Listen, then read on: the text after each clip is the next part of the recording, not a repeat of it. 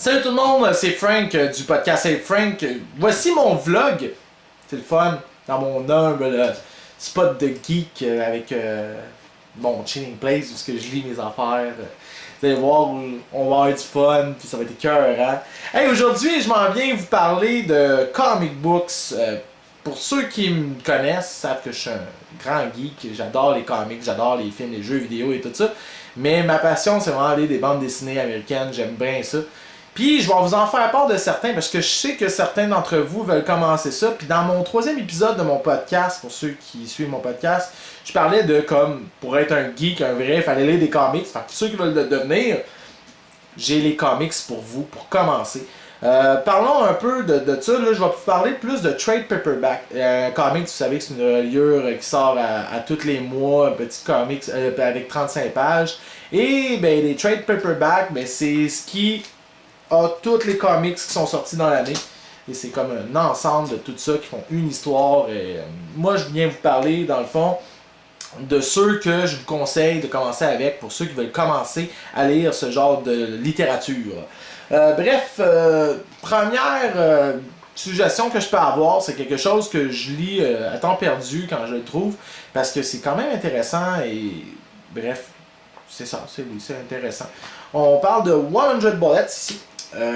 Comics par Brian Azzarello qui parle d'un personnage assez étrange qui s'appelle l'Agent Grave, qui lui rencontre des personnages qui sont un peu perdus, soit les anciens gangsters ou du monde qui sont dans la merde ou du monde qui ont été comme trahis. Mais bref, lui, il s'en vient donner l'opportunité de comme de se venger.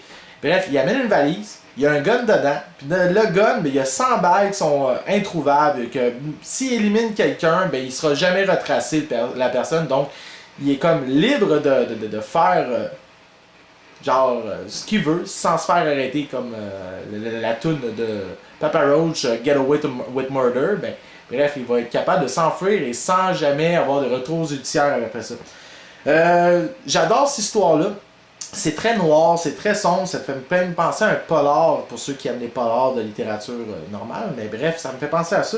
Et l'histoire vraiment sort de l'ordinaire. C'est été publié par Vertigo, comme ici, Vertigo. Brian Azzarello fait vraiment un excellent job là-dedans. Et moi, je suis pas rendu très loin, je suis rendu au 3e volume, mais les dessins sont, ma foi, excellents, comme vous pouvez voir. Donc, 100 Bullets, très bon.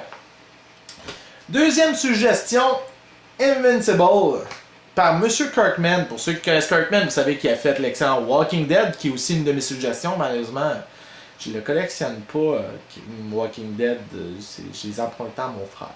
Merci, Danny. Mais bref, Invincible, excellent. Raconte l'histoire d'un super-héros qui s'appelle Invincible, qui détient ses pouvoirs de son père, qui est un Vultrite. Puis comme vous pouvez voir, ça ressemble beaucoup à Superman.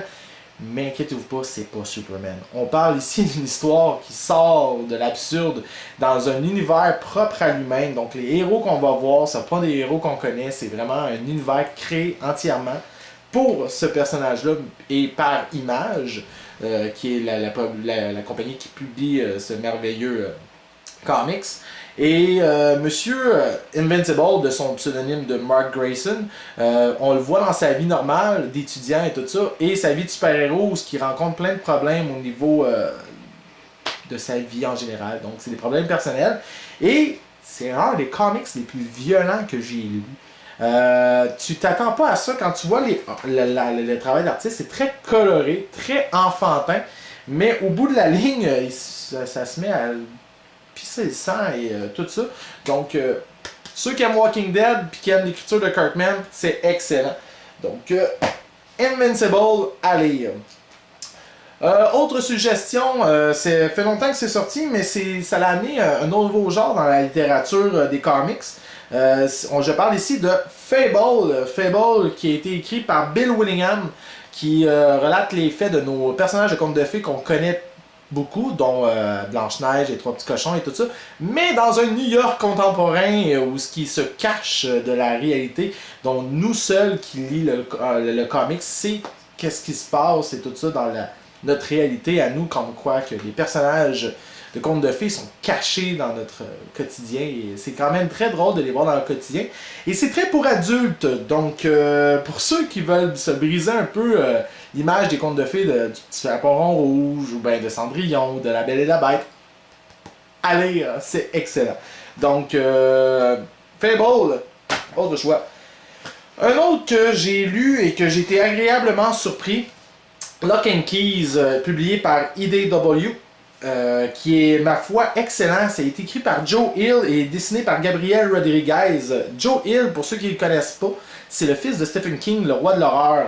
C'est excellent et là, le travail de l'artiste est vraiment super. C'est vraiment, vraiment très, très beau. J'adore lire ça. C'est un univers un peu fantastique, horreur et tout ça. Et ça tourne autour de 3 enfants qui sont comme, après la mort de leur père, s'en aillent dans une maison un peu spéciale qui appartenait à la famille à eux. Puis il y a des esprits et tout ça. Et un des fils est capable de faire des voyages astrales en se transformant en fantôme. Bref, il découvre ça. C'est d'une folie, c'est intense. Et c'est très très très violent. Fait que, donc, ceux qui aiment pas trop la violence gratuite à la Stephen King un peu, mais c'est plus intense que, selon moi que Stephen King. J'ai adoré ce comics. J'ai juste lu le premier et j'ai hâte de lire les autres. Donc, vous voyez, moi aussi je commence. Mais bref, c'est une découverte. J'adore Lock and Key. Ça a été suggéré par une de mes conseillères en comics chez Mark Comic Hunter.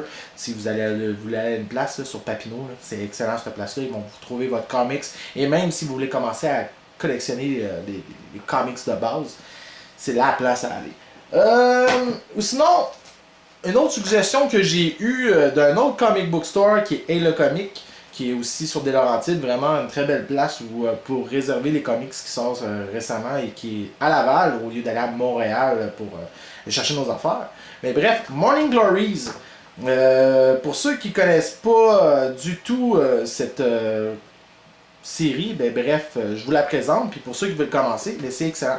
Morning Glories, publié par Image, écrit par Monsieur Spencer. Spencer qui est connu pour une écriture un peu loufoque. Bref, quand ils ont créé cet univers-là, ils ont promis à tout le monde que, oui, on n'allait rien comprendre, mais que tout avait un lien. Ça vous fait pas sonner une cloche, hein? C'est comme Lost, là. Mais bref, ça, en ce moment, je suis rendu au 4e volume et je ne comprends rien. Donc, je me sens un peu mal de vous le proposer parce que si en fin de compte ça devient de la merde, ça va être un peu de ma faute, puis je vais avoir encouragé de quoi, mais bref, c'est vraiment très intriguant. Et quand tu te mets à lire ça, ben, tu peux plus t'arrêter. C'est excellent.